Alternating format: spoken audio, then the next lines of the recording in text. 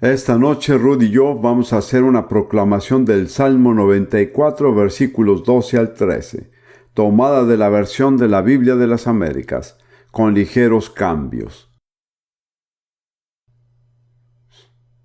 Salmo 94. Y elegí este pasaje porque creo que realmente se aplica al mensaje que Dios me ha dado para esta noche. Bienaventurado el hombre a quien corriges, Señor, y lo instruyes en tu ley, para darle descanso en los días de aflicción, hasta que se cabe una fosa para el impío. ¿Se da cuenta de que Dios está cavando una fosa para el impío? Usted no quiere caer en esa fosa, ¿o sí? Usted quiere estar entre los que son preservados por la gracia de Dios. La condición señalada aquí es que usted deje que Dios lo corrija y le enseñe su ley. Eso es lo que espero hacer esta noche. Vamos a decirlo una vez más, y la tercera vez le cederá el privilegio. ¿Cree que puede aprenderlo bien para decirlo con nosotros? Yo creo que sí puede. Son un grupo inteligente. Esta vez solo nosotros y la tercera vez ustedes. Bienaventurado el hombre a quien corriges, Señor, y lo instruyes en tu ley, para darle descanso en los días de aflicción, hasta que se cabe una fosa para el impío. ¿Decidirá usted ser ese hombre o mujer aquí esta noche? ¿Dejará usted que Dios lo corrija y lo instruya, y así Él podrá protegerlo en medio de los juicios que vienen sobre la tierra? ¿Está listo? Bienaventurado el hombre a quien corriges, Señor, y lo instruyes en tu ley, para darle descanso en los días de aflicción, hasta que se cabe una fosa para el impío.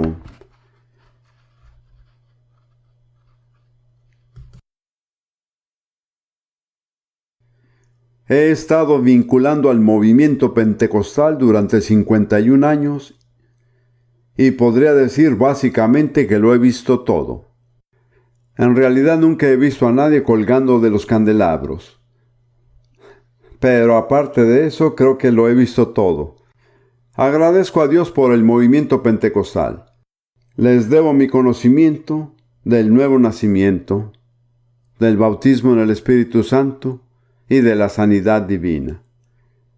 Pero hubo un periodo en el movimiento pentecostal cuando usted iba a la iglesia y dejaba su auto en el estacionamiento, y podía con tranquilidad dejar su mente en el auto porque no la necesitaría en la iglesia. Gracias a Dios que esos días quedaron atrás. Sí necesitamos nuestra mente en la iglesia. Jesús dijo que el primer y gran mandamiento es: amarás al Señor tu Dios con todo tu corazón, tu alma, tu mente y tus fuerzas. Así que su mente juega un papel muy importante en su amor por Dios. Esta noche va a necesitar su mente. Suelte las cadenas. Esté alerta. Concéntrese y ayúdeme porque voy a comunicarle un mensaje que fácilmente podría tomarme una semana. Pero voy a intentar completarlo esta noche. Ayer hablamos acerca de cierto profeta que se menciona en Deuteronomio 18 y 19, donde Dios dijo a Moisés: profeta les levantaré de en medio de sus hermanos como tú, y pondré mis palabras en su boca, y él les hablará todo lo que yo le mandare. Mas a cualquiera que no oyere mis palabras, que él hablare en mi nombre, yo le pediré cuenta. El Nuevo Testamento identifica a ese profeta similar a Moisés como Jesús. Yo escribí un pequeño libro una vez que no está aquí, titulado Un profeta como Moisés, en el que señalaba más de 20 semejanzas diferentes entre Jesús y Moisés. Pero no hablaremos de eso. Simplemente quiero señalar que Dios dice, si usted no escucha las palabras que ese profeta le dirige a usted, Dios le pedirá cuenta. En otras palabras, no es una opción.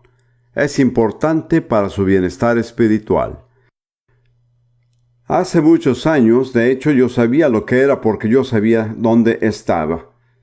En 1948, leí unas palabras escritas por un creyente judío de esa época cuyo nombre era Meyer Coleman. Él era miembro del Consejo Ejecutivo de las Asambleas de Dios en los Estados Unidos. Descubrí que las palabras habladas en el Espíritu Santo nunca mueren. Todo lo que leí fue esto. Si usted quiere entender la profecía bíblica, es como tener las partes de un esqueleto enfrente suyo y recibir la tarea de armarlo correctamente. Él dijo, si usted quiere lograrlo, hay una parte del esqueleto con la que debe empezar, y es la columna vertebral. Si usted pone la columna vertebral en su lugar, pronto juntará todas las otras partes del esqueleto. De eso voy a hablarle esta noche. Voy a tratar el tema de la columna vertebral de la profecía bíblica. Si logra comprender esto, entonces puede estudiar otras profecías y tener un eje central donde ubicarlas. Esta columna vertebral es el discurso profético que Jesús pronunció en el Monte de los Olivos la última semana de su ministerio terrenal. Es tan importante que está documentado en 3 evangelios, en Mateo capítulo 24, en Marcos capítulo 13 y en Lucas capítulo 21. Las 3 versiones difieren ligeramente. Para mí es como si, por ejemplo, hubiera esta noche 3 cámaras de televisión, todas grabando mi mensaje, pero cada una desde un ángulo específico para que haya perspectivas diferentes. A fin de entender la totalidad del mensaje de Jesús, tenemos que juntar los 3 capítulos. Mateo 24, Marcos 13 y Lucas 21. No intentaré hacer eso aquí esta noche. Básicamente voy a enfocarme en Mateo 24, pero voy a tomar algunos versículos de Lucas 21. Veamos ahora Mateo 24. Y si tiene su Biblia, verá que conviene tenerla abierta. También si tiene suficientes dedos, le parecerá útil mantener un dedo en Lucas 21, porque regresaremos a ese pasaje varias veces. Si no le resulta cómodo, relájese y haga lo que pueda.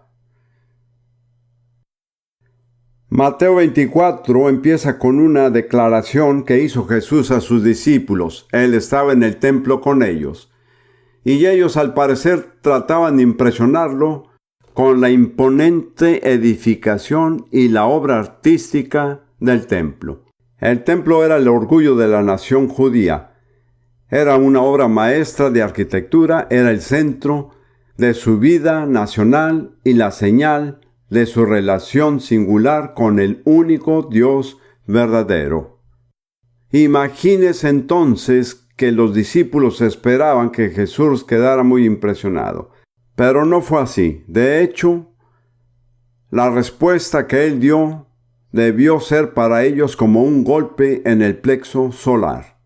Si no está familiarizado con el pensamiento judío, creo que difícilmente puede comprender la conmoción que debió causar en ellos, pero a la luz de la conmoción entendemos las preguntas que formularon después. Entonces leeré los 2 primeros versículos.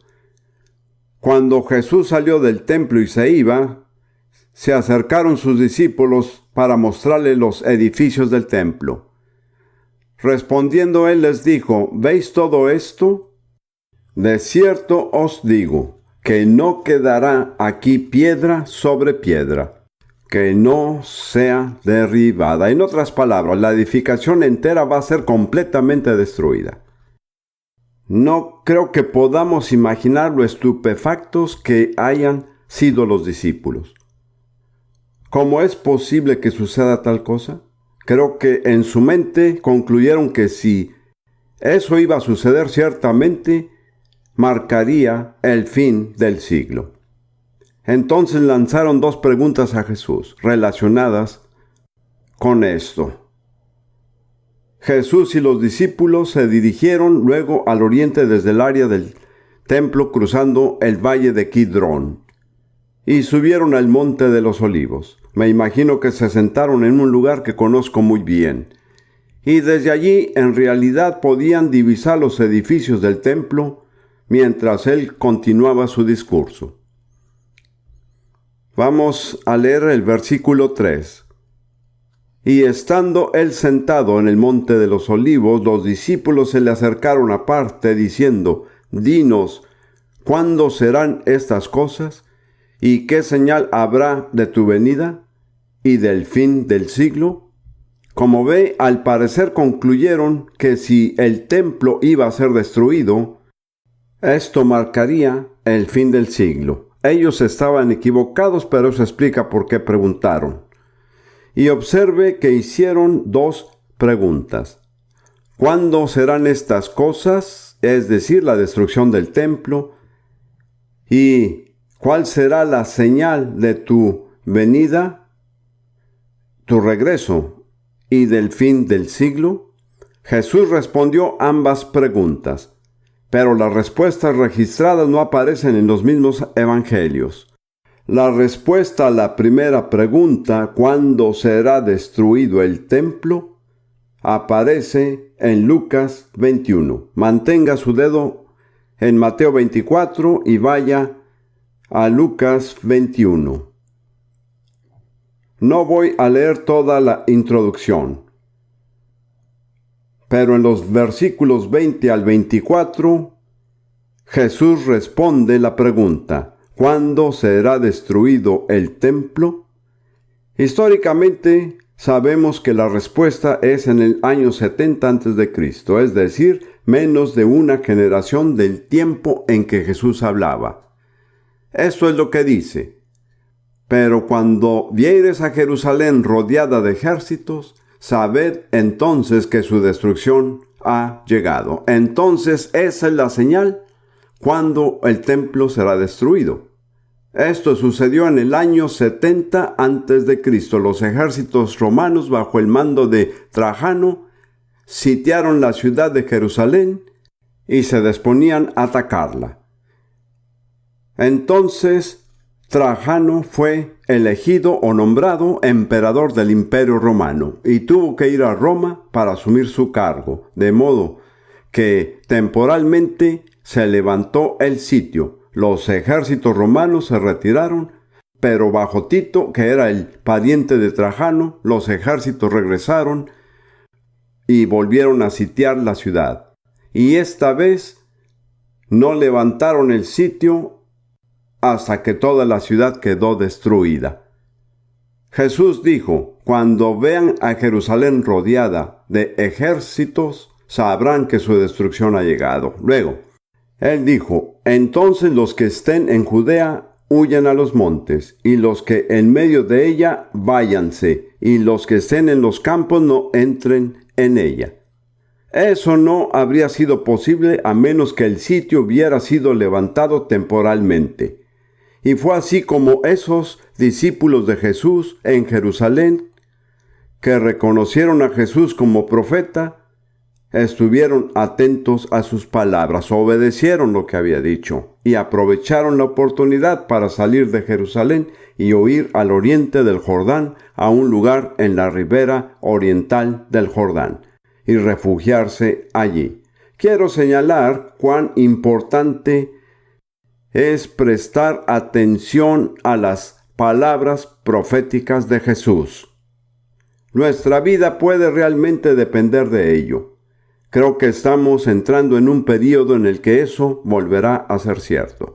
Luego, como he dicho, los ejércitos romanos regresaron, sitiaron la ciudad y no levantaron el sitio hasta que la ciudad entera fue destruida. Y al menos 1,5 millones de judíos murieron o fueron vendidos como esclavos a lo largo del territorio del Imperio Romano. Jesús habla acerca de esto en Lucas 21:22. Porque estos son días de retribución, para que se cumplan todas las cosas que están escritas. ¿Escritas dónde? Escritas en los profetas del Antiguo Testamento. Jesús dijo, ahora estas profecías se están cumpliendo. No buscaremos allí, pero si quiere una profecía en particular, que contiene una descripción general de esta situación, la encontrará en Levítico 26. Y observe, son días de venganza. ¿Venganza de quién? La venganza de Dios a una nación desobediente. Es muy importante que recordemos que Dios retribuye la venganza a su tiempo. Él es un Dios de misericordia, pero también un Dios de justicia. Y luego Jesús dio una advertencia, mas hay de las que están encintas y de las que críen en aquellos días, porque habrá gran calamidad en la tierra e ira sobre este pueblo. ¿Cuál tierra? La tierra de Israel. Ira sobre este pueblo. ¿Cuál pueblo? El pueblo judío. Todas esas palabras se cumplieron exactamente, no metafóricamente, recuerde, sino exactamente. Luego dice lo que sucederá al pueblo judío. Versículo 24, y caerán a filo de espada, y serán llevados cautivos a todas las naciones.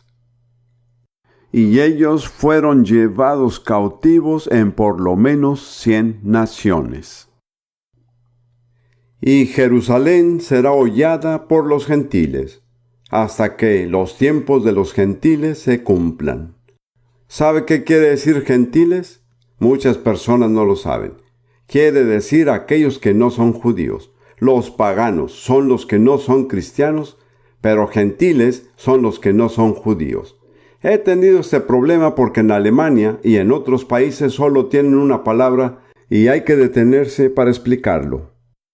En nuestro idioma tenemos 2 palabras exactas para referirse a los dos, pero debes saber que gentiles hace referencia a alguien que no es judío. Jesús dice que Jerusalén será hollada por los gentiles. La palabra hollada indica que proviene realmente de una orden divina. Jerusalén es la capital de la nación judía, en esa época y en el presente. El hecho de que los gentiles dominen Jerusalén es señal de que las cosas no son como deberían de ser. Esto no significa que esas cosas no vendrán, pero sucede porque el pueblo judío se ha desviado de su destino. Es muy interesante bajo una perspectiva histórica. He estado vinculando con Jerusalén desde 1942. Y básicamente Jerusalén florece cuando está bajo el control judío y se marchita cuando está bajo el control gentil. Puede hacer seguimiento a esto, más o menos a lo largo de su historia, por casi 2000 años.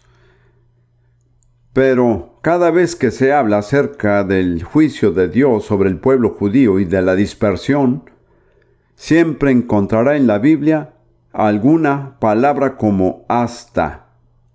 No es algo permanente, no es para siempre. Habrá un fin. Aquí Jesús dice hasta que los tiempos de los gentiles se cumplan. Según entiendo, los tiempos de los gentiles denotan el período durante el cual las naciones gentiles están gobernando donde Israel debería gobernar.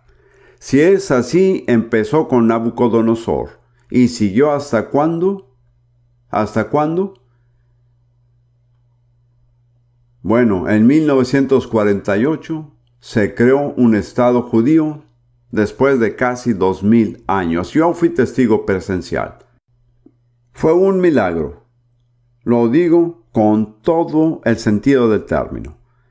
Alrededor de 700,000 judíos fueron rodeados por alrededor de 40 millones de árabes, bien armados y bien equipados, y los judíos prácticamente no tenían armamento.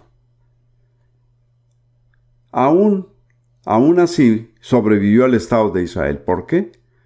Porque Dios quiso que sobreviviera. Y lo que Dios quiere, se cumple. Esas son buenas noticias porque nos conciernen. Luego, en 1967, una de las fechas más cruciales de este siglo, en la Guerra de los 6 días, la ciudad antigua de Jerusalén, que era la parte que Jesús conocía bien, fue liberada por los judíos de la denominación musulmana. Pero tenga en cuenta que el lugar más importante y sagrado de Jerusalén es el área del templo. Todavía está dominado por los musulmanes, por árabes.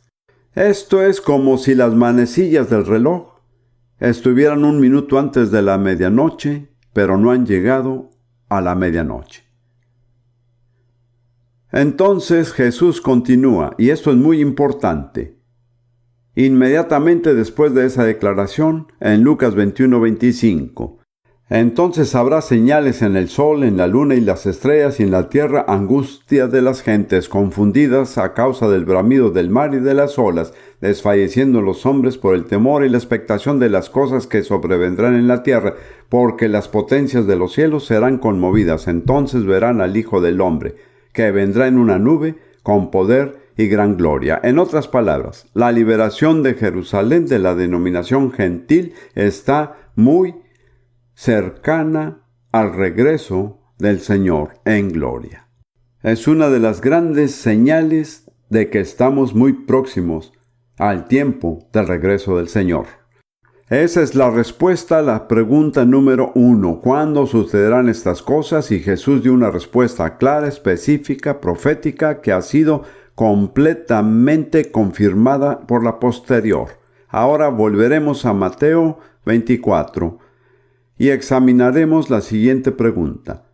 ¿Cuál será la señal de tu venida, el regreso, y del fin del siglo?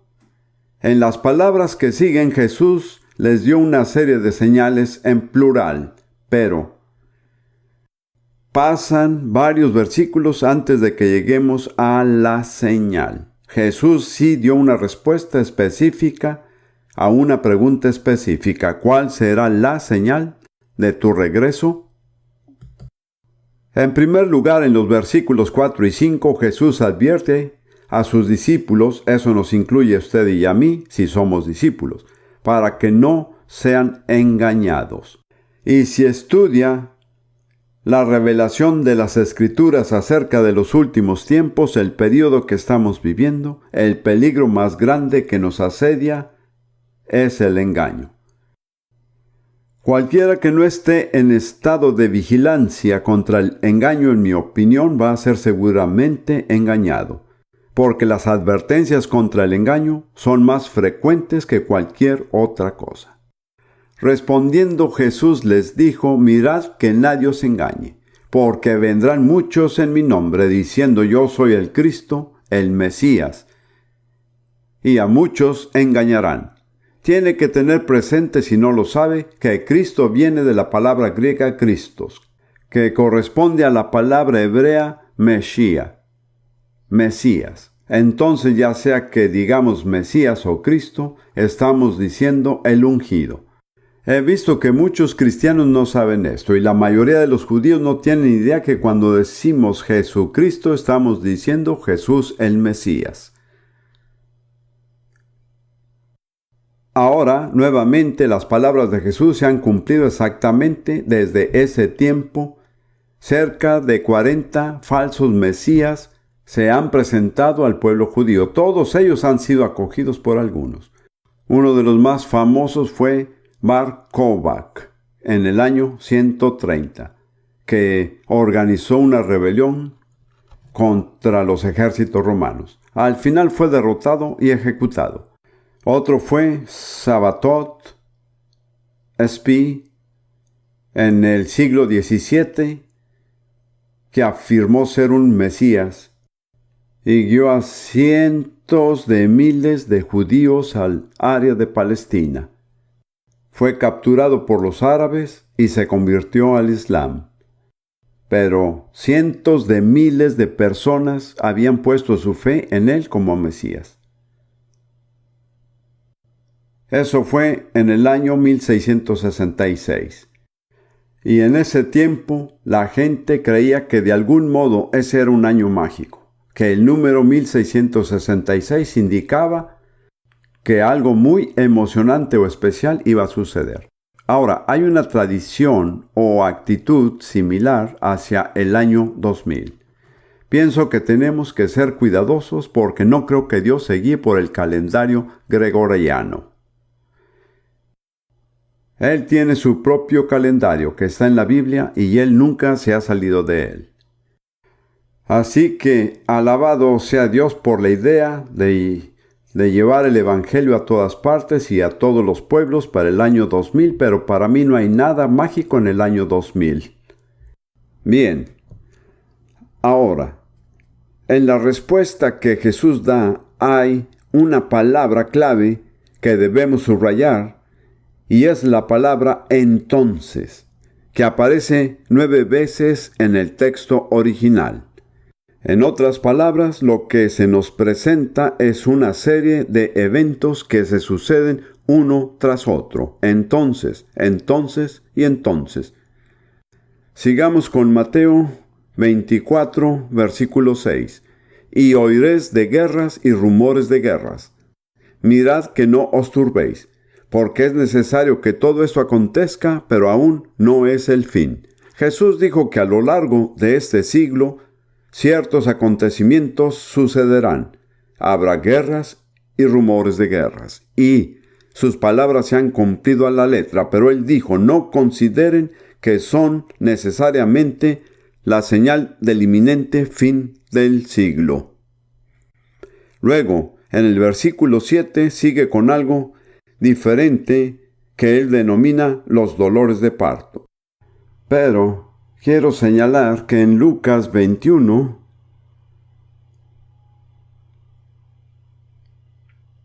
versículos 9 y 10, hay una pausa en el discurso que es muy importante.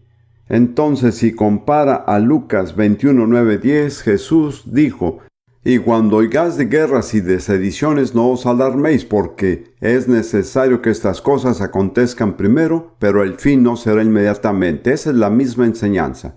Pero este texto añade, entonces les dijo, se levantará nación contra nación y reino contra reino. En otras palabras, hay una pausa entre Mateo 24:6 y Mateo 24:7. El versículo 7, como verá, nos lleva al período de dolores de parto. Leeré las palabras y luego lo comento.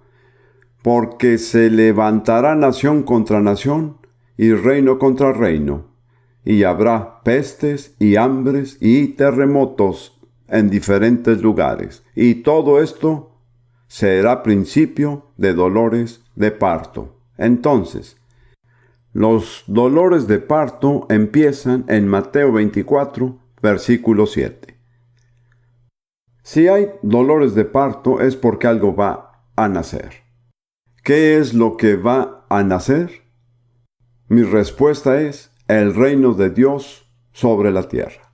Pero no vendrá sin un nacimiento. El reino de Dios nunca viene sin un nacimiento. Jesús dice, a menos que un individuo nazca de nuevo, no puede ver ni entrar en el reino de Dios. Lo que es cierto acerca del individuo es cierto para todo el mundo. Se necesitará un nacimiento para traer el reino de Dios a la tierra. No va a ser organizado, no va a venir como un resultado de un proceso político, va a venir como una intervención soberana de Dios como corresponde a un nacimiento.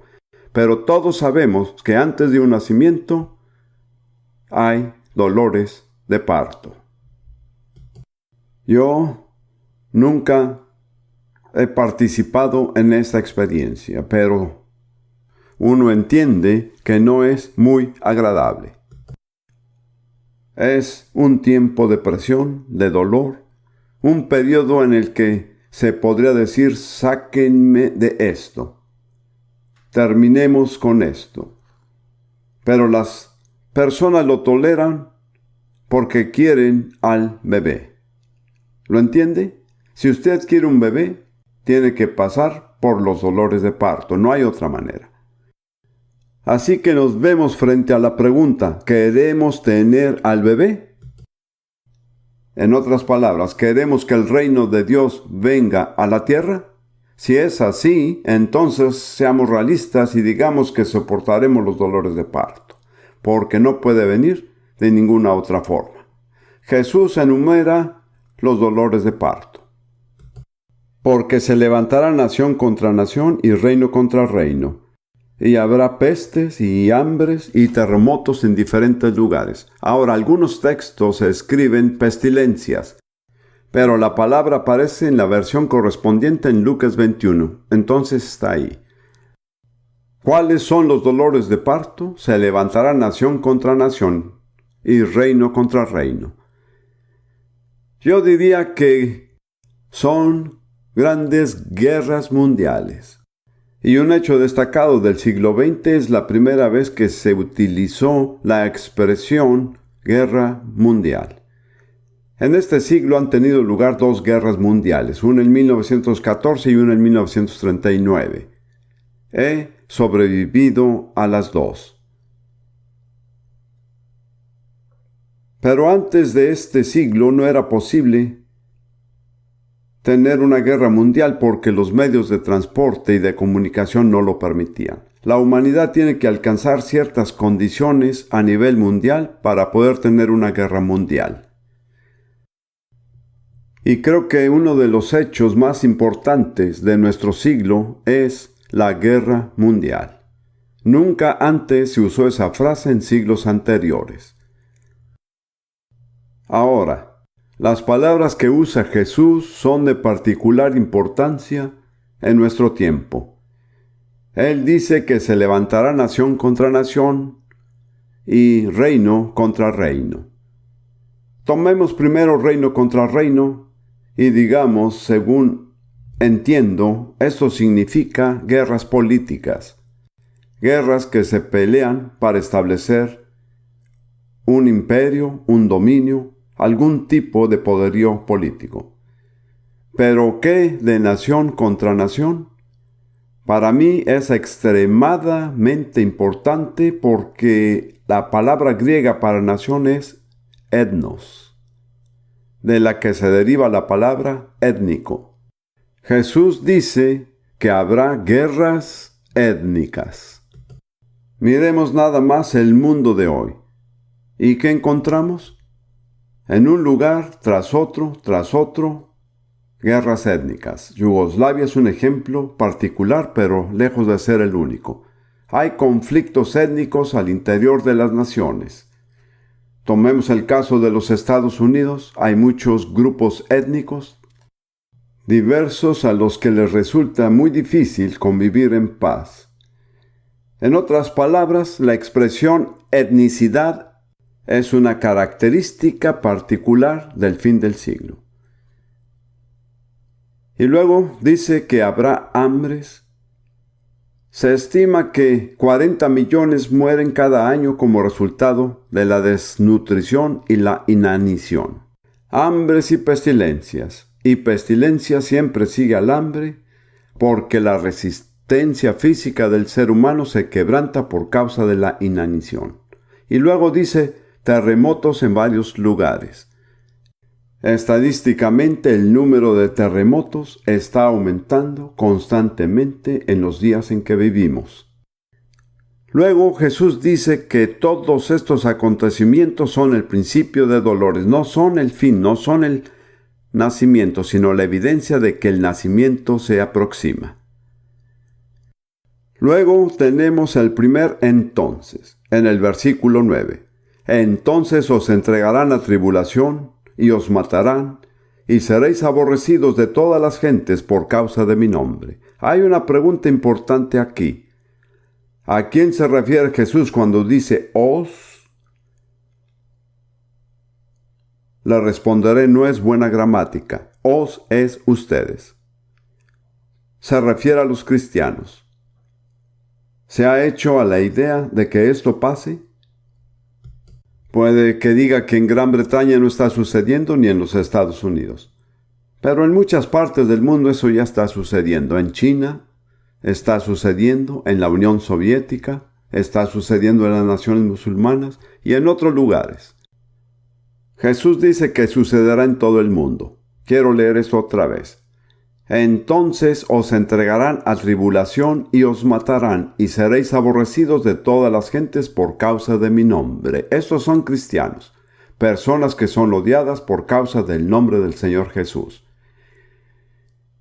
Y luego en el versículo 10, el segundo entonces. Muchos tropezarán entonces y se entregarán unos a otros y unos a otros se aborrecerán. ¿Muchos qué? Muchos cristianos renunciarán a su fe porque las presiones son extremas, y para salvar su vida traicionarán a otros creyentes. De nuevo, hay muchos ejemplos de eso en las naciones como China y la Unión Soviética y en otros lugares. Está sucediendo. Creo que esto va a suceder a gran escala. Versículo 11. Y muchos falsos profetas se levantarán y engañarán a muchos. Creo que esto también está sucediendo. Mi opinión personal es que la iglesia está plagada de falsos profetas. Lo trágico es que el pueblo de Dios no puede discernir entre lo verdadero y lo falso. Pero aparte de eso, cada culto es el resultado de un falso profeta. Y hay más cultos en el mundo de lo que se puede contar. Y de nuevo, esto realmente nos compele a prestar atención a la advertencia de Jesús, a cuidarnos de que nadie nos engañe. Esa no es una advertencia inútil. Es muy urgente. Luego en el versículo 12, y por haberse multiplicado la maldad, el amor de muchos se enfriará. Para aquellos que son más jóvenes que yo, esto puede no ser tan obvio. Pero yo crecí en esta nación, Gran Bretaña, entre dos guerras. Gran Bretaña era esencialmente una nación respetuosa de las leyes. Las personas acataban la ley. La gente era en esencia honesta. Se podía confiar dinero a las personas. Se podía dejar la puerta de la casa sin llave. Todo eso ha cambiado, ¿no es cierto? Ha cambiado de manera asombrosa. Uno de los principales problemas actuales es la iniquidad. Creo que a la policía le resulta imposible controlarla. La policía puede controlarla cuando la actitud de las personas se opone a la iniquidad. Pero cuando la gente tolera e incluso respalda la iniquidad, es inútil esperar que la policía maneje la situación. No pueden. Dice que debido al aumento de la maldad, el amor de muchos, la palabra griega es agape, que usualmente se usa para referirse al amor cristiano. El amor de muchos cristianos se enfriará. Hermanos y hermanas, tenemos que tener esto presente. En una atmósfera de iniquidad, es muy fácil que nuestro amor se enfríe. Pero hemos sido advertidos. Y luego Jesús dice en el versículo 13, mas el que persevere hasta el fin, éste será salvo. El griego es más específico. Dice, el que persevere hasta el fin, éste será salvo.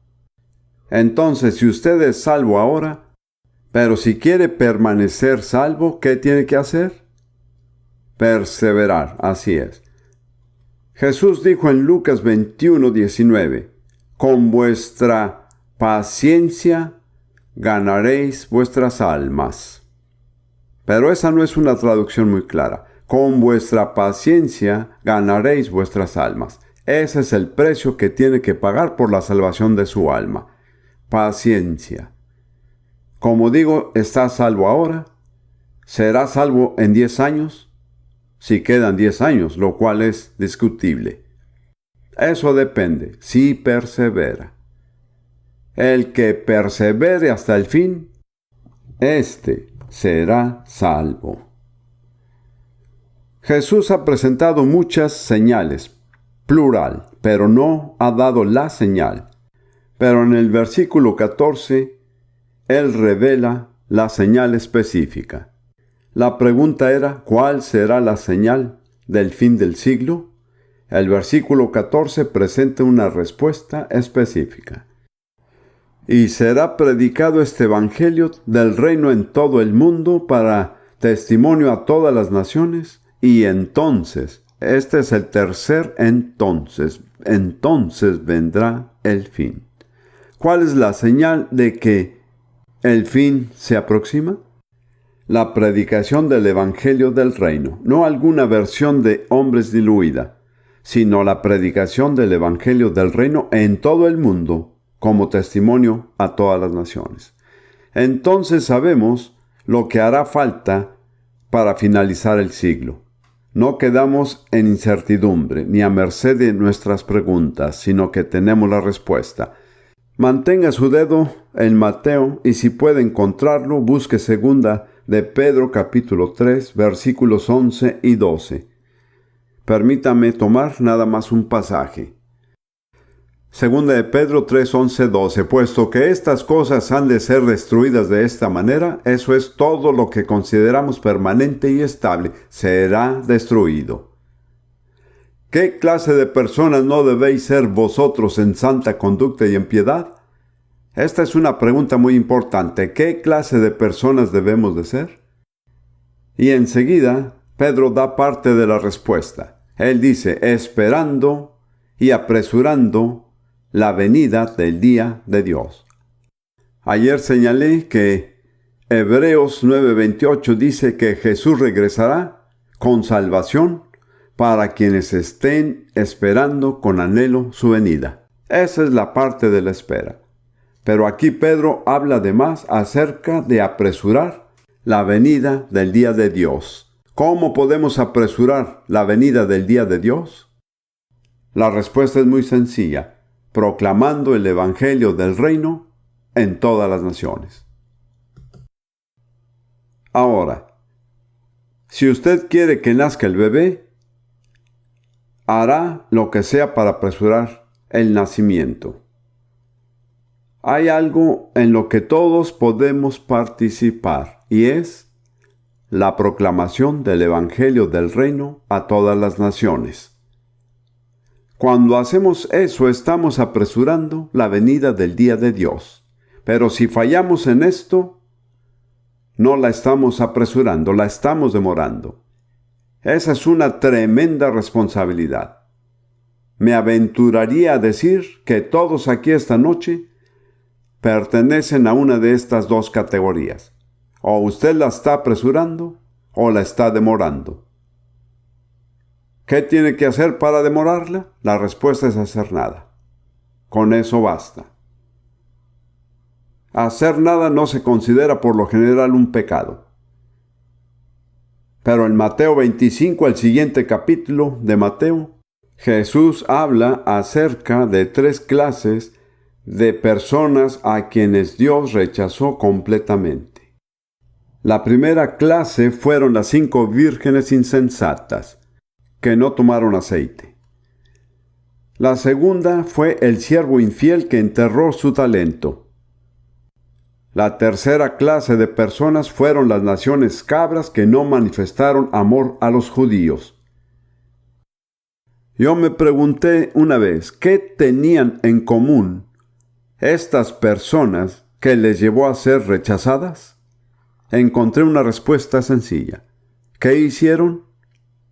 Nada. Eso es lo único que tiene que hacer para ser rechazado.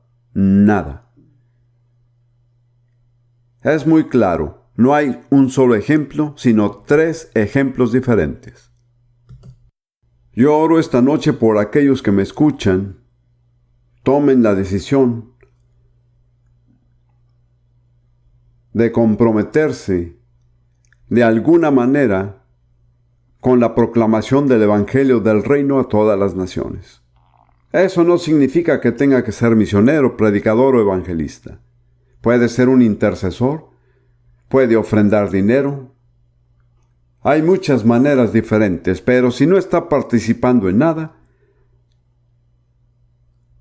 creo que corre el riesgo de ser rechazado. Las palabras de Dios son muy claras. No somos salvos para servirnos a nosotros mismos. Somos salvos para servir al Señor y a las personas a quienes Él nos envíe. En 1958, nunca puedo leer este pasaje sin decir esto. Cuando trabajaba como director de una universidad para entrenar maestros africanos en Kenia, mi objetivo era ganar a mis estudiantes para el Señor. Yo era exitoso. Rara vez un estudiante salía de la universidad sin que fuera salvo y bautizado en el Espíritu Santo. Pero un día mi auto necesitó reparación y yo conduje 11 kilómetros a un pueblo vecino, Kisumu, y llevé mi auto al mecánico. Tenía una lista en mi bolsillo de todas las cosas que necesitaba hacer porque estaba muy ocupado.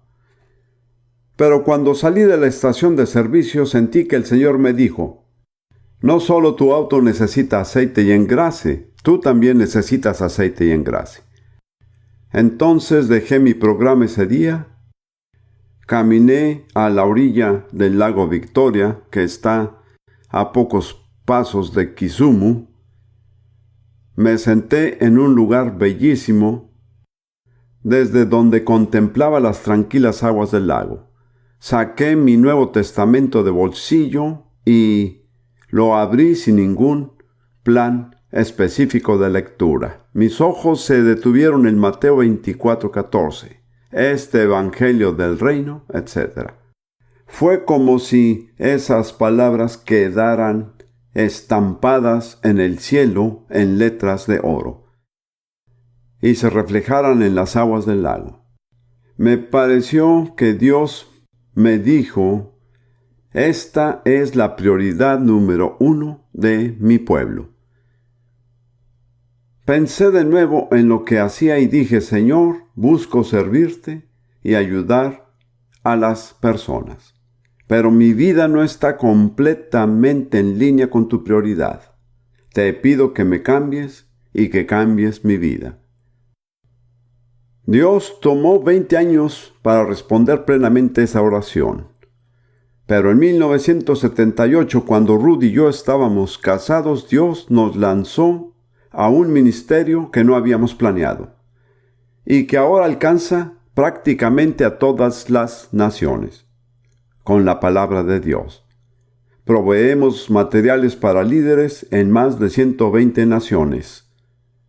Mi programa de radio, que por cierto puede escucharse en este momento en esta ciudad en particular, está ahora en 10 idiomas y llega casi a todos los continentes de la tierra. Y mis libros y mis mensajes en audio y video han alcanzado a la mayoría de las naciones de la tierra. No lo digo para jactarme. Mi propósito es animarle a creer que si organiza su vida a los propósitos de Dios, Él le ayudará a ponerla en orden. No tendrá el mismo ministerio que yo tengo, pero Él tiene un camino y tiene un plan para usted. Sería una tragedia que llegara al final de su vida cristiana y mirara hacia atrás y dijera que realmente ha desperdiciado su tiempo, que ha estado ocupado con cosas que no eran esenciales ni importantes, que ha estado sirviéndose a sí mismo en vez de servir al Señor y al pueblo de Dios. Tenemos un pequeño eslogan en nuestro ministerio que me parece bueno. Dice: alcanzando a los no alcanzados y enseñando a los que no han sido enseñados. Esto me alegra.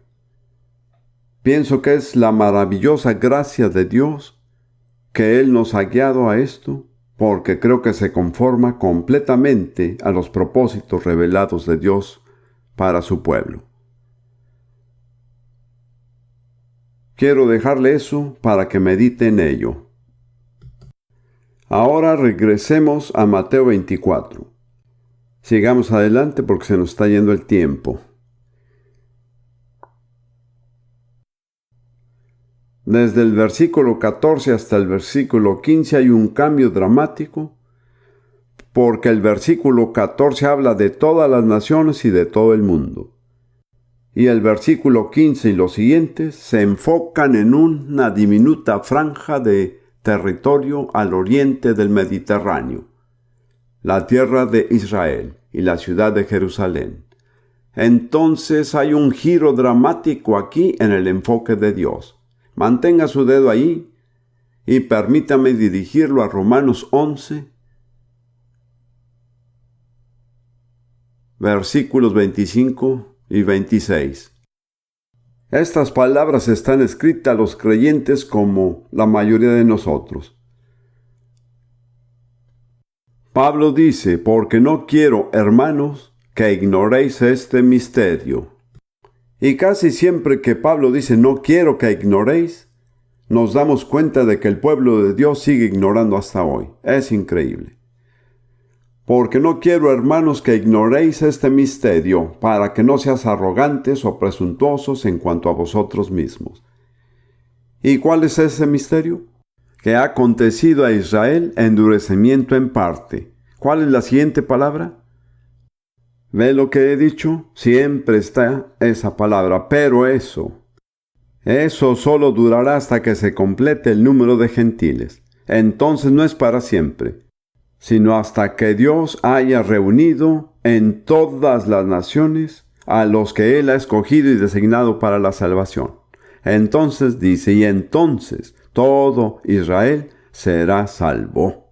En otras palabras, hay un período durante el cual el énfasis va a pasar de todas las naciones a este pequeño pueblo y ese pequeño territorio, Israel. Y aquí en Mateo 24 es muy claro. Por tanto, cuando veáis en el lugar santo la abominación desoladora de que habló el profeta Daniel, ahora le daré mi opinión. El lugar santo es el área del templo, el lugar más santo sobre la tierra. Y sea lo que sea la abominación desoladora, creo que indica que el anticristo se ha apoderado del lugar y ha declarado ser Dios, y ha exigido adoración. Jesús dice que cuando esto suceda, estemos alerta. Y las palabras que él usa son impresionantemente dramáticas. Llegamos al siguiente entonces, el número 4, en el versículo 16. Entonces los que estén en Judea, huyan a los montes. ¿Lo ve? Huya. Si está en esa región que se llama Judea, que erróneamente llaman la ribera occidental, no se encuentra ese término en la Biblia.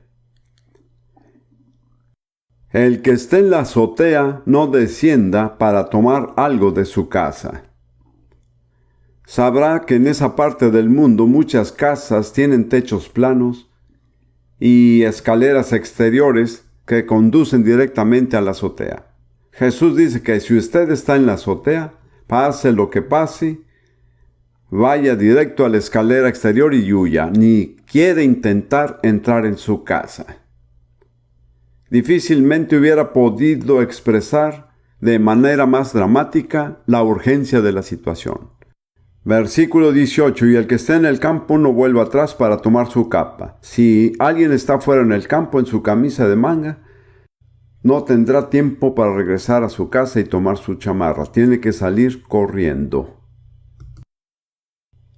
Mas hay de las que estén encintas y de las que críen en aquellos días. La razón es obvia. Ya es bastante difícil huir cuando no está embarazada o no se tiene un bebé. Pero será aún más difícil para estas mujeres. Y ahora encontramos algo extraordinario. Él dice, orad, que vuestra huida no sea en invierno ni en día de reposo. Como ve, las escrituras proféticas fijan límites a lo que podemos orar. La respuesta natural será: oremos para que no tengamos que huir. Pero Jesús dice que eso no es una opción. Va a tener que huir. Pero puede orar para que no tengan que huir en invierno o en día de reposo.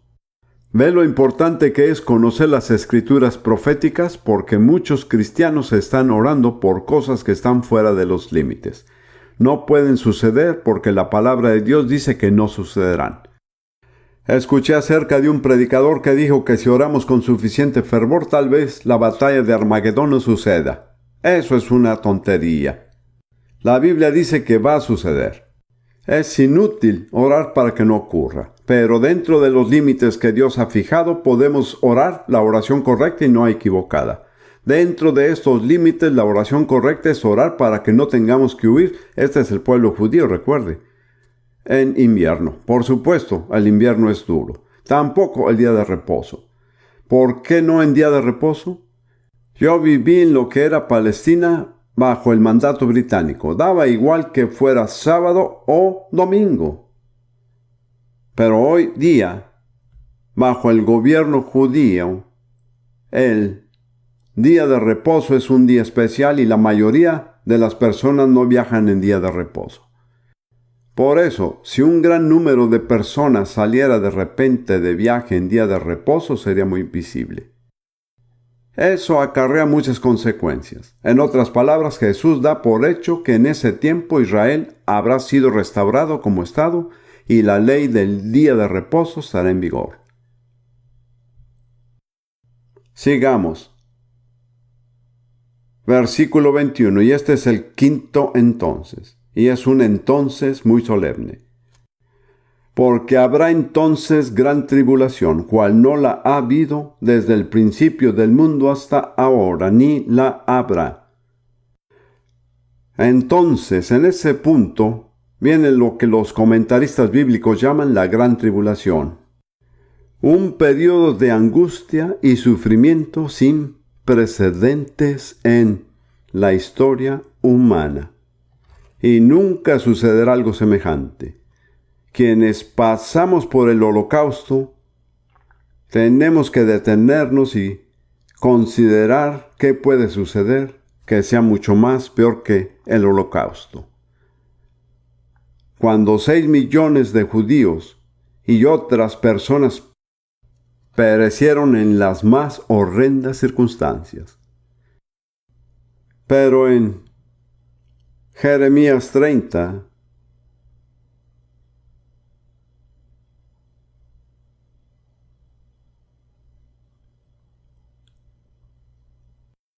el profeta predice el regreso a Israel. En el versículo 3 él dice: porque aquí que vienen días, dice Jehová, en que haré volver a los cautivos o exiliados de mi pueblo Israel y Judá, ha dicho Jehová, y los traeré a la tierra que di a sus padres y la disfrutarán. ¿Cuántos de ustedes saben qué tierra fue la que Dios entregó a los ancestros de Israel? Solo hay una tierra. No necesita ser teólogo para saber. Dios dice específicamente: los traeré a la tierra y ellos la poseerán. Ahora, hay un predicador que es amigo mío en este país, que una vez señaló que la restauración de Israel a su tierra no puede ser de Dios, porque si fuera de Dios habría paz. Él no conoce su Biblia. Mire las palabras que siguen. Versículo 5. Porque así ha dicho Jehová: hemos oído voz de temblor, de espanto, y no de paz. Inquirid ahora y mirad si el varón da a luz. Porque he visto que todo hombre tenía las manos sobre sus lomos como mujer que está de parto, y se han vuelto pálidos todos los rostros. Dios dice que habrá un tiempo de tanta angustia que los hombres se comportarán como mujeres que están de parto. Él no está hablando de paz. Algo tiene que suceder antes de que venga la paz. El nacimiento tiene que ocurrir. Pero el versículo 7 dice: cuán grande es aquel día, tanto que No hay otro semejante a él, tiempo de angustia para Jacob, pero de ella será librado. Hay una diferencia entre ser salvado de algo y ser librado de algo. A muchos de nosotros nos gustaría salvarnos de algo, pero no será así. En cambio, podemos ser librados. ¿Lo comprende? En Romanos 2:9, Pablo dice que hay cierto orden en la tribulación. El judío primeramente y luego también el gentil. Entonces, cuando la tribulación sobrevenga a los judíos primero, sabemos que va a sobrevenir a todas las demás naciones. Y en Apocalipsis 7 hay una imagen de aquellos que salieron de la gran tribulación de todas las naciones y tribus y pueblos y lenguas, han lavado sus ropas y las han emblanquecido en la sangre del Cordero. Están alabando a Dios en la eternidad por los siglos de los siglos.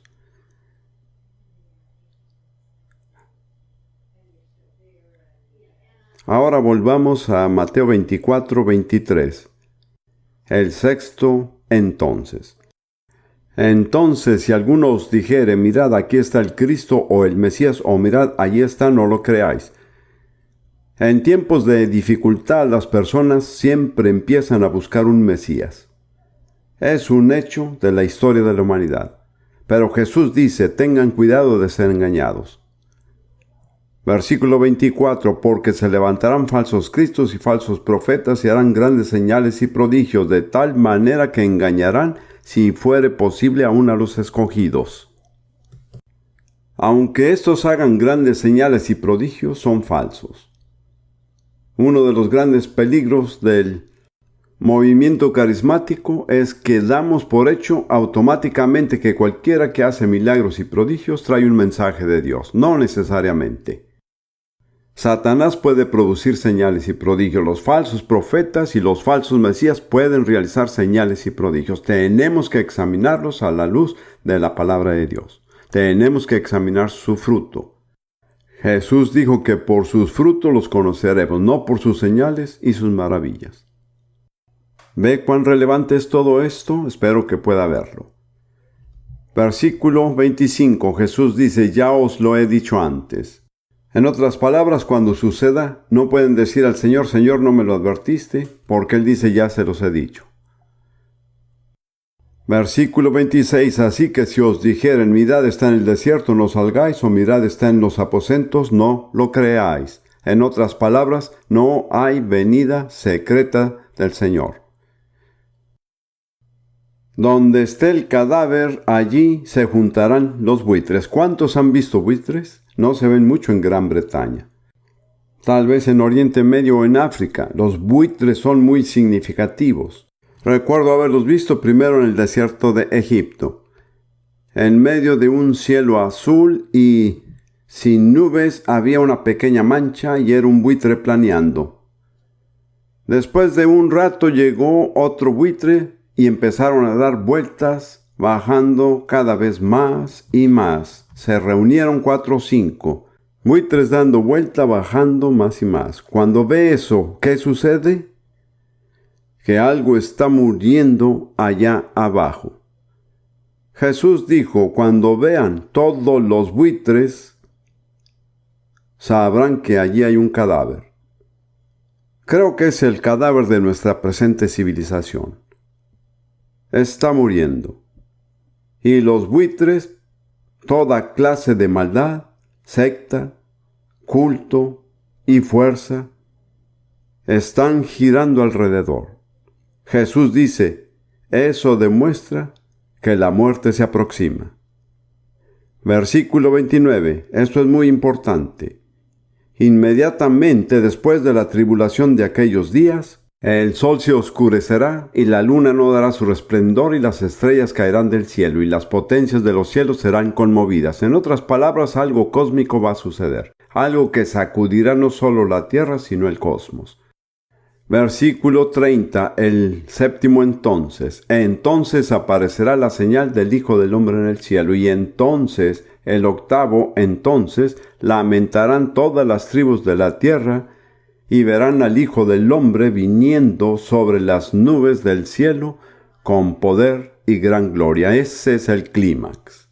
Es lo que ha estado preparándose. Pero note cuándo sucederá. Inmediatamente después de la tribulación.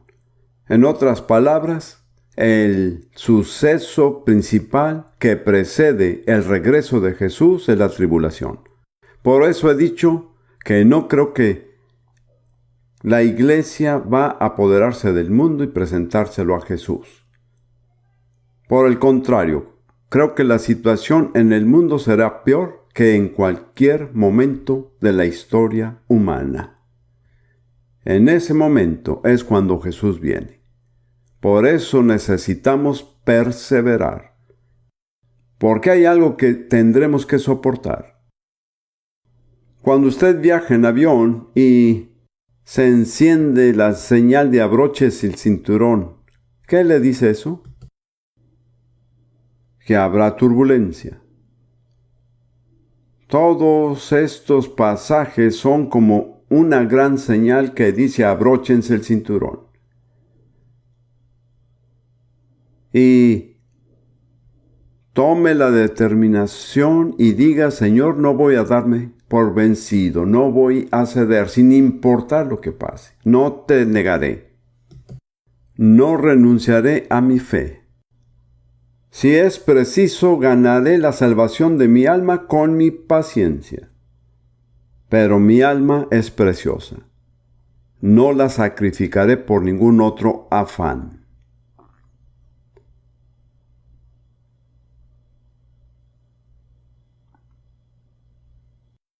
Nunca he logrado exponer todo el capítulo 24 de Mateo en una sesión. Lo he intentado, pero no lo he logrado.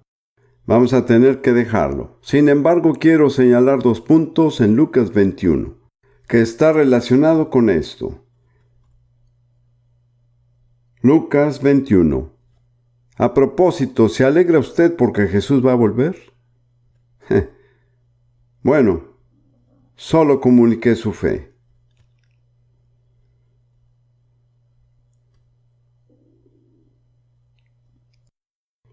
Sé que he dicho algunas cosas que han ofendido a algunos. ¿Puedo decir algo? Si esto lo ofendió, tiene que ofenderse. El cristianismo no es un picnic de escuela dominical. Es una batalla, una lucha entre la vida y la muerte. Alabado sea Dios que podemos ganar. Tengo una proclamación. Pasa Ruth aquí, por favor, es hora de hacerla. No se desanime, no se desaliente, estamos en el equipo ganador, siempre y cuando no cambiemos de lado. Vamos a decir 1 Corintios 15, 57 y 58. Mas gracias sean dadas a Dios, que nos da la victoria por medio de nuestro Señor Jesucristo. Así que, hermanos míos amados, estad firmes y constantes, creciendo en la obra del Señor siempre, sabiendo que vuestro trabajo en el Señor no es en vano. ¿Le gustaría decir esto? Creo que les convendría ponerse de pie por un minuto. Han estado sentados mucho tiempo. En el texto dice, estad firmes y constantes. Pero como es nuestra proclamación, diremos, nosotros lo hacemos. Les diré, ha habido ocasiones en el último año o 2 cuando me he sentido todo menos firme y constante. Pero luego lo proclamé y lo repetí de nuevo. Y después de un tiempo me di cuenta de que puedo estar firme y constante. Pero lo que me cambió fue mi proclamación. Repítala, pero gracias sean dadas a Dios, que nos da la victoria por medio de nuestro Señor Jesucristo. Así que, hermanos míos amados, estamos firmes y constantes, creciendo en la obra del Señor siempre. sabiendo que nuestro trabajo en el Señor no es en vano.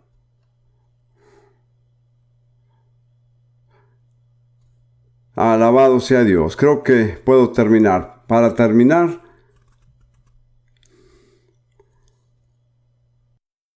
solo quiero volver a Lucas 21 y señalar cuál debería ser la respuesta a este mensaje. Lucas 21:28. Cuando estas cosas, que son las que he estado comentando, de Mateo 24, cuando estas cosas comiencen a suceder, erguíos y levantad vuestra cabeza, porque vuestra redención está cerca. En otras palabras, no se desanimen, no se atemoricen. Levanten la cabeza, porque su redención está en camino. Ciertamente los dolores de parto son dolorosos, pero el bebé va a nacer, un bebé sano. Amén. ¿Cuántos de ustedes que son esposos saben cómo fue cuando su esposa estuvo de parto por primera vez? Fue usted al médico y dijo: doctor, algo terrible le está pasando a mi esposa, por favor deténgalo. No, ¿por qué no? Porque usted quiere ver al bebé. Esto define a las personas que quieren al bebé y las que no lo quieren. Las personas que no están interesadas en el bebé se sentirán desanimadas y temerosas. Pero las personas que quieren el bebé estarán emocionadas y felices. Este fue un examen que revela su propia condición espiritual. Ahora llegamos a la parábola de la higuera y con esto voy a concluir. Jesús les contó una parábola. De la higuera aprended la parábola. Cuando ya su rama está tierna y brotan las hojas, sabéis que el verano está cerca. En Gran Bretaña entendemos esto, pero primero enseñé esta verdad en Kenia, en África Oriental, donde prácticamente no hay invierno ni primavera. Tuve que explicarles cuidadosamente que tenemos invierno y que en invierno los árboles pierden sus hojas. Y si no conoce de árboles, todos los árboles le parecen iguales, al menos a mí. Pero llega el momento en que empiezan a aparecer en los árboles pequeños brotes y las ramas se ponen blandas y las hojas salen. Y cuando las hojas aparecen, todos los árboles se ven diferentes. Ustedes pueden distinguir entre un roble y un arce. ¿Cuál es la marca que lo distingue? La hoja. Muy bien. Jesús usa esta parábola para explicar la situación. Él dice: cuando ya su rama está tierna y brotan las hojas, sabéis que el verano está cerca. Así también vosotros, cuando veáis todas estas cosas, conoced que está cerca a las puertas. Escuche, si vive en Gran Bretaña y ve que salen estos pequeños brotes verdes, no tiene que ir a la universidad para saber qué va a pasar después. Ni siquiera tiene que ir a la iglesia. Jesús dijo que usted verá y sabrá por sí mismo. Solamente aprenda, tome nota. Puede ser que la iglesia lo informe mal. Puede ser que en la universidad nunca oiga acerca de la venida del Señor. Pero Él dijo que usted tiene la información. Entonces no dependa de la opinión de otros. Usted mismo lo verá y sabrá. Solo hay una cosa que quiero decir. Él dice: mire la higuera y todos los árboles. Muchos comentaristas de la Biblia creen que la higuera es figura de Israel. En 1948, a la higuera le brotaron las hojas. Por favor, note que no le salió fruto. No es razonable que un árbol dé fruto antes de que le salgan las hojas. Muchas personas dicen que los judíos todavía no son convertidos. Eso es cierto, pero tienen hojas. Y si han salido hojas, podemos creer que el fruto vendrá. Y hay mucha evidencia hoy en Israel de que está viniendo.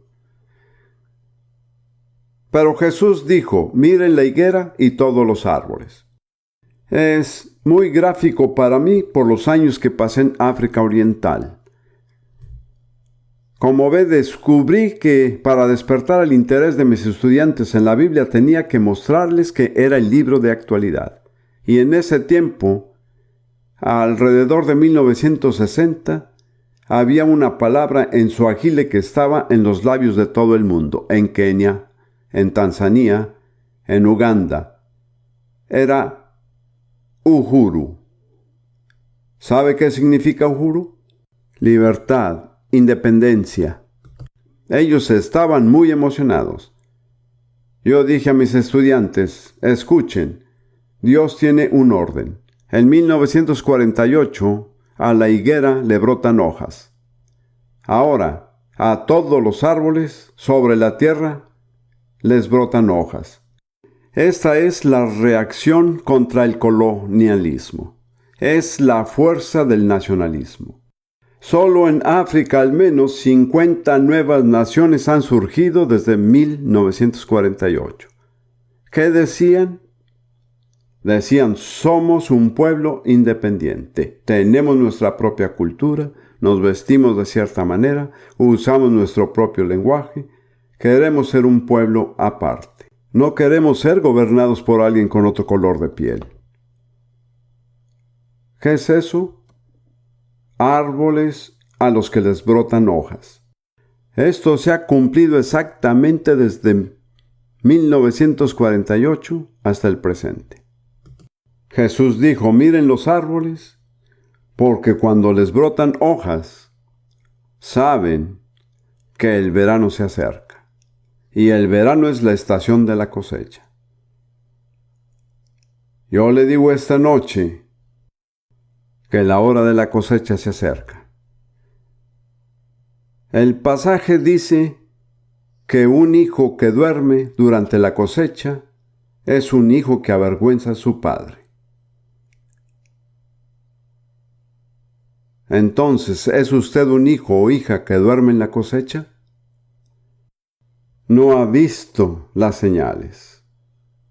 No ha estudiado las escrituras. En realidad no es consciente de lo que está sucediendo. Algunos de los eventos más extraordinarios de la historia están por venir. Y usted sigue ocupado en sus asuntos como si nada.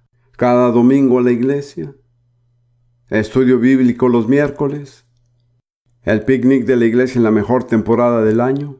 Hermanos y hermanas, eso no es la realidad. El tema que he hablado en esta conferencia es la realidad. Las personas que viven así y se llaman cristianos han perdido el contacto con la realidad.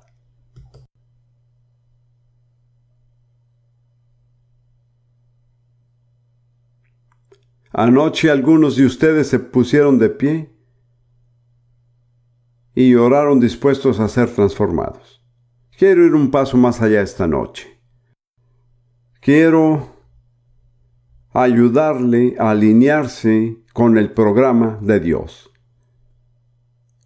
Un predicador pentecostal de la pasada generación dijo que el secreto del éxito de cualquier generación es descubrir qué está haciendo Dios y hacerlo junto con Él. Eso funciona. Así, he podido mostrarle esta noche, según las Escrituras, lo que Dios está haciendo. ¿Quiere alinearse con eso? ¿Está dispuesto a poner su vida a su disposición? ¿Sin condiciones? No, si consigo un buen trabajo y una linda casa donde vivir. Si puedo conducir cierto tipo de auto. Si la gente me respeta. ¿Sabe por qué se nos llama carismáticos? Porque éramos fanáticos y eso estaba mal. Ahora somos carismáticos y somos respetables. Pero lo cierto es que no hemos cambiado.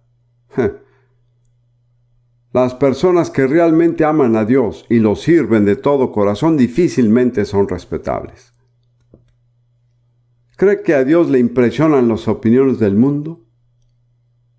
Si le impresionan, no lo demuestra.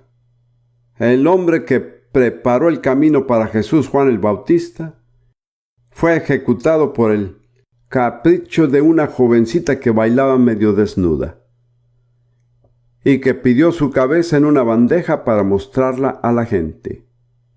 Dios nunca hizo nada para defender a Juan el Bautista.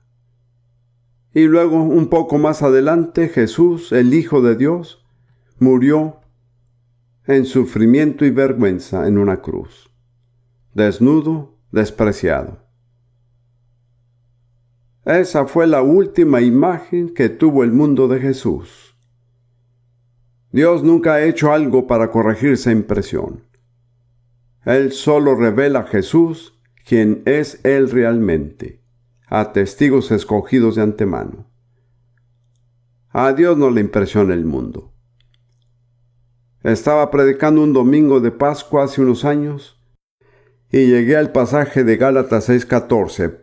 Pero lejos esté de mí gloriarme, sino en la cruz de nuestro Señor Jesucristo, por quien el mundo me es crucificado a mí, yo al mundo. Y cuando pronuncié esas palabras, de repente me di cuenta de que podría importarme menos lo que el mundo piensa.